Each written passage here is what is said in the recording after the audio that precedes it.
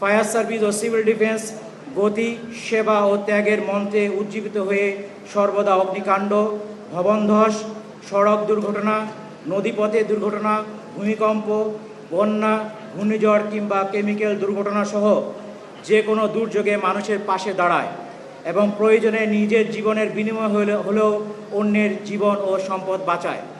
তাই স্বাধীনতা পুরস্কার প্রাপ্ত আমাদের এই বাহিনী আজ দেশের সর্বস্তরে আস্থা অর্জন করতে সমর্থ হয়েছে।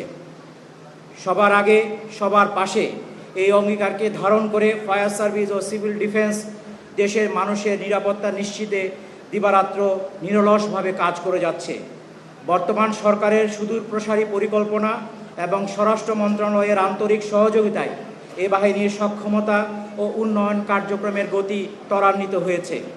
নতুন ফায়ার স্টেশন স্থাপন, আধুনিক অগ্নি নির্বাপন ও উদ্ধার সরঞ্জাম সংযোজন, ফায়ার একাডেমি স্থাপন পরিকল্পনা ইত্যাদির মাধ্যমে আধুনিক ও আন্তর্জাতিক মানসম্পন্ন জরুরি সেবাদানকারী বাহিনী হিসেবে গড়ে তোলার পরিকল্পনা করা হয়েছে। আমাদের এই সক্ষমতা বৃদ্ধিতে সরকারের দুর্যোগ ব্যবস্থাপনা ও ত্রাণ মন্ত্রণালয়, গৃহায়ন ও গণপূর্ত মন্ত্রণালয়, বিশ্বব্যাংক, জাইকা ইত্যাদি সংস্থাও গুরুত্বপূর্ণ ভূমিকা পালন করেছে।